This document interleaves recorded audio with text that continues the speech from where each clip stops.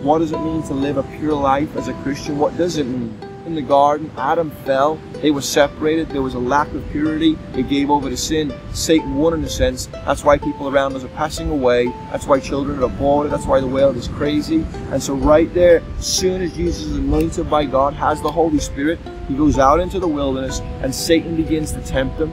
I'll give you all this glory. I'll give you this kingdom. I'll give you all these things. Things that Adam and Eve in the garden saw and had to have.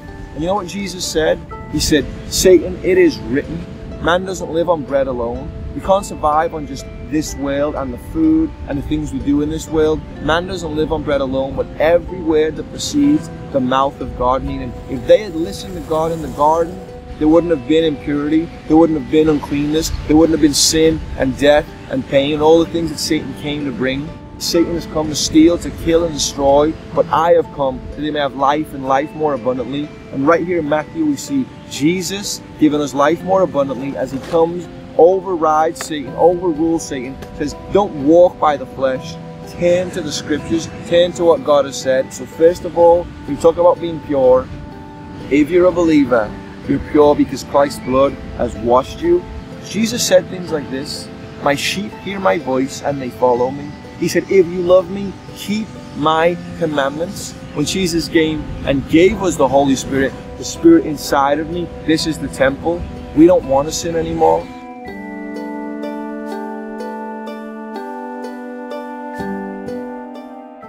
The flesh lusts against the Spirit and the Spirit against the flesh. And these are contrary to one another, so you do not do the things that you wish.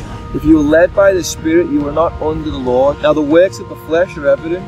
There's adultery, fornication, uncleanliness, lewdness, idolatry, sorcery, hatred, contentions, jealousy, outbursts of wrath, selfish ambitions, dissensions, heresies, envy, murder, drunkenness, revelries, and the like. I tell you beforehand, just as I also told you in times past, those who practice these things, walk in sin, living in sin, will not inherit the kingdom of God.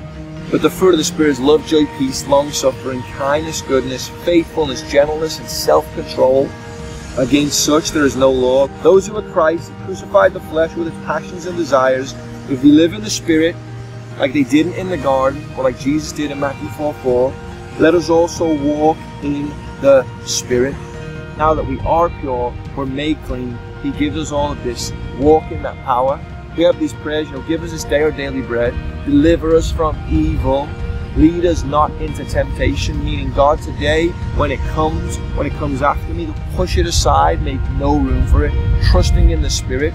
Do not be deceived, my beloved brothers. Sin is all around, it's crouching, wants to wipe you out. Don't sit back and say, well, I'm a Christian, I've said a prayer, all is good. Walk with God. Be as David is. Get before him daily.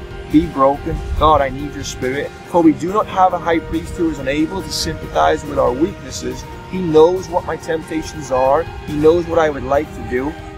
But one who in every aspect has been tempted as we are, Jesus has been through it and he overcame. The same Spirit in him is now the Spirit that's in I. He was tempted yet was without sin. Let us then with confidence draw near to the throne of grace, that we may receive mercy and find grace in the time of need. When is the time of need? It's before you sin. Get before God before you ever sin. Get before God today and say, God, I need the grace. I need the mercy. I'm going to walk in the Spirit. I know I shouldn't be doing this. Well, attack it right there. So we need to go to God daily, saying, empower us. I'm going to live by the word. I'm going to trust in you. If Satan does come after us, Jesus is our advocate and cares for us and loves us. He is the high priest. We have been made pure. Are you in the faith? Do you have the Spirit? Are you hearing his voice? Are you an overcomer by the blood of the Lamb? I consider that you're a child of God if you trust him, if you believe in him, if you walk with him, give your life over to him, and trust his word to get you through these things. And here's the main thing as well.